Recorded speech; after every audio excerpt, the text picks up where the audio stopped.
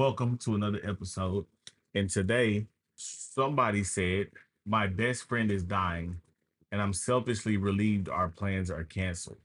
My best friend Sarah, 35 female, was diagnosed with aggressive pancreatic cancer 6 months ago.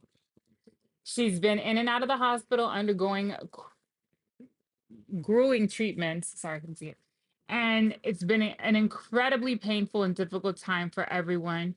We've been friends since kindergarten, and I told her, and I love her like my sister. She recently decided to stop treatment. She's in hospice now, and the doctors say that she has weeks, maybe a couple of months at most. She's trying to make the most of her remaining time and have the whole bucket list: a trip to the coast, a big party with all of our friends, a final hike up my favorite mountain.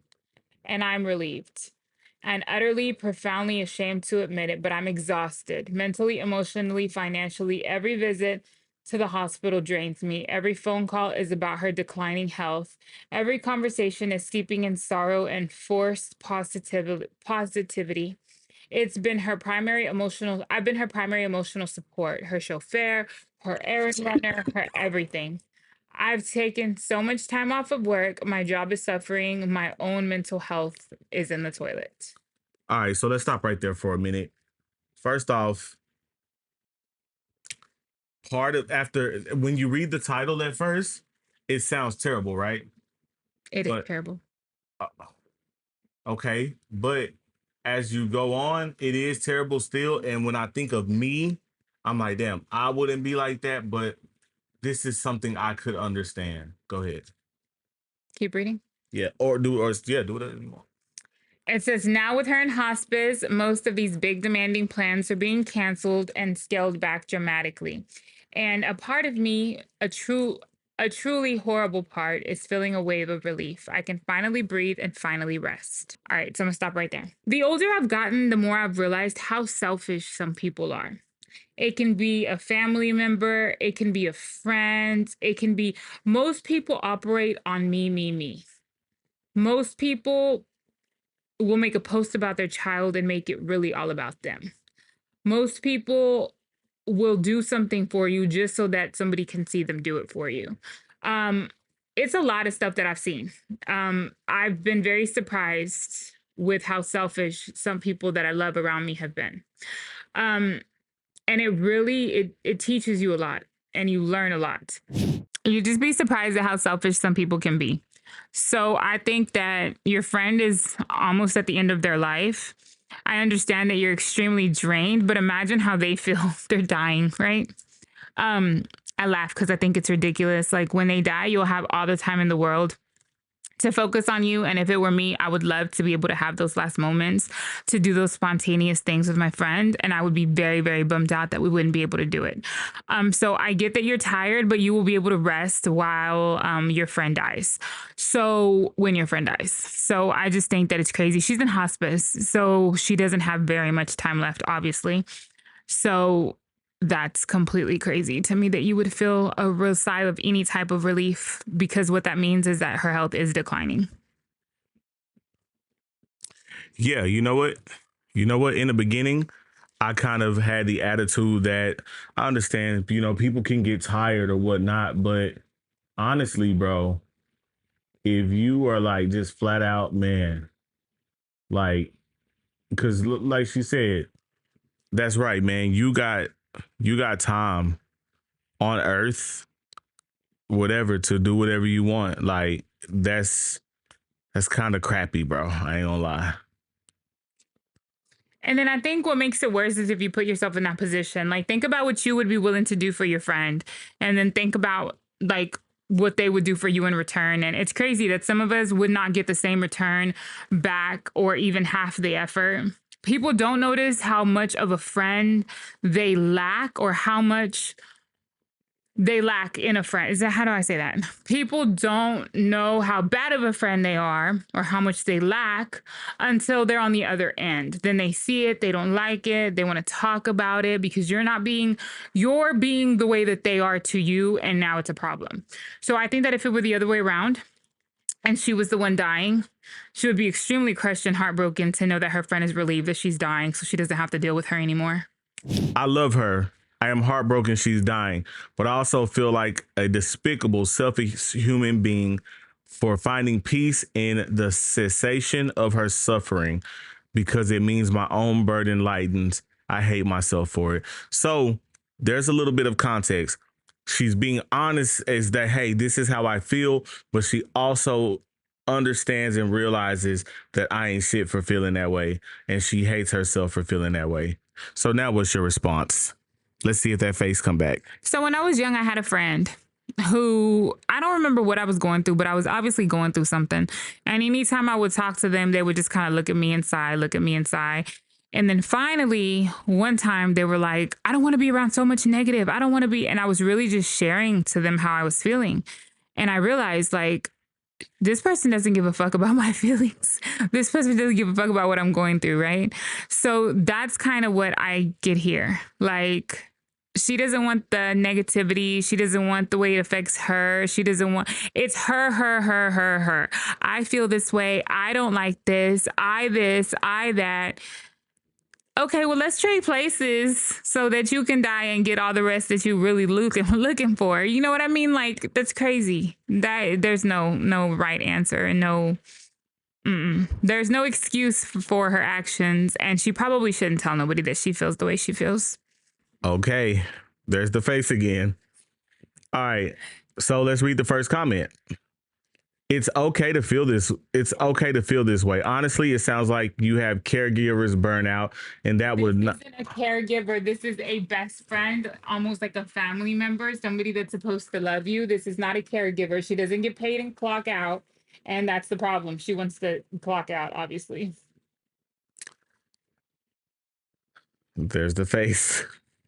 Stop. Now I'm gonna be like trying No, to make it. no. I'm sorry. Um, not having one, burnout, and that would not have happened if the both of you had access to a good support system. Unfortunately, not having one is the norm these days, and we're left to fend for ourselves. Caregivers need care too, and when they aren't able to get it, resentment builds up. But you are smart and empathetic enough to understand that it's not your friend's fault. You are mad at the cancer and all it has done and taken from your friend. This doesn't sound like you're mad at your friend for having a terminal illness. Yeah, it do a little bit. This doesn't even sound like you heard what she said. It's not your fault. You're just mad at the illness.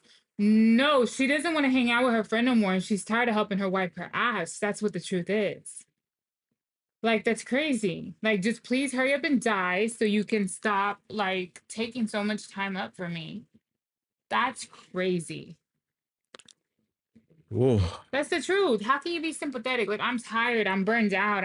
She's in hospice. That's like months. Like, chill for a little bit. Just hang on just a little bit longer. This doesn't sound like you. Having been in your shoes twice now, I can say I experienced the same thing, and it was a relief to see the fight finally be over for my loved ones. No more pain and suffering, only rest. I don't know her, but I'm sure she's tired and hates all these things you mentioned too. I know my grandpa sure was when I took care of him. Rarely do people enjoy being a burden on their loved ones. That being said, take advantage of the time she's in hospice to really rest up and take care of you so you can fully appreciate what time you two have left together. Okay, I'm confused. I might have read the wrong thing. Did she say that I feel so bad for my friend? I'm tired that she's going through this. Like, I love her. I hate this for her. Like, this journey is so hard on her body. Or did she say, I'm glad that plans are getting canceled because now I don't have to go anymore? She said B. Yeah, I think so too. So Yeah. I don't know who you're responding to. You've obviously watched two people around you pass away, and I don't think that the first thing on your mind was like, okay, cool, now I can get some rest and not have to deal with them. So yeah, can we let's look at another comment. All right, cool. Don't hate yourself. You're an amazing friend, and being an amazing friend can be draining. Your feelings are totally valid. Sending you lots and lots of love. XO or XXXX. Maybe they don't make them like me anymore. Say that again. Maybe they don't make them like me anymore. What that mean? Cause like I'm not gonna stop. Nobody's gonna make me like I would love to still like drive you up somewhere, push you somewhere, let's go do something. Like, this is the last moments of your life. Like, I want you to enjoy life. I want you to remember the good things. Like, I want, and I can think of another situation similar to this. People live their lives and they don't think about anybody else. And it's not until their actual funeral that they start moping and crying and walking around like, oh, I should have done more for her. I should have been there more for her. I should have helped a little more. Well, it's too late now because that person is gone. And it takes that moment for somebody to realize, like, hey, but not me. Like, I'm not going to let off the gas. I'm not going to because I know that I have a friend who I know would never let off the gas on me. And because I have a friend like that, I know how to be a friend like that, if that makes sense. I have a friend who I've had since I was 20, no, not even 20, since I was 16 years old. That's still my friend today. And if I call her right now, she'll come over here no matter what. We talk about everything and anything. And anytime I'm down, she lifts me up. Anytime it'll be simple things like, what are we doing for your birthday this year? And I'll be like, nothing. Like, I'm getting old. I don't want to celebrate. Oh no, yeah, like you're going to New York. Ticket bought. Boom, I'm sending you to New York. Like, that's the type of energy that I get from my friend, and that's the type of energy that's the friend that I want to be as well. And I can't see my best friend or anybody, and I don't want to think of putting anybody in that position mentally, but just anybody around me going through something like that and me thinking like, I'm glad we don't have to take that hike anymore. I'm glad we don't have to go to that concert anymore. I'm glad we don't have to plan that vacation anymore because I'm tired of having to be around you. And that's the thing. Like, Yeah, yes, yeah, she's not a caregiver. This is a friend. Like, if anything were to ever happen to any of my friends, I hope to God they never refer to me as their caregiver, even if I am taking care of them, because that's something you won't need out of them. love. No, I said if something were to ever be happening to my friends, I hope they never think of me as their caregiver. Sorry. I know you got me. Yeah. Nah, we don't play like that. But yeah, no, this was a hot one. So, man, y'all let us know in the comments.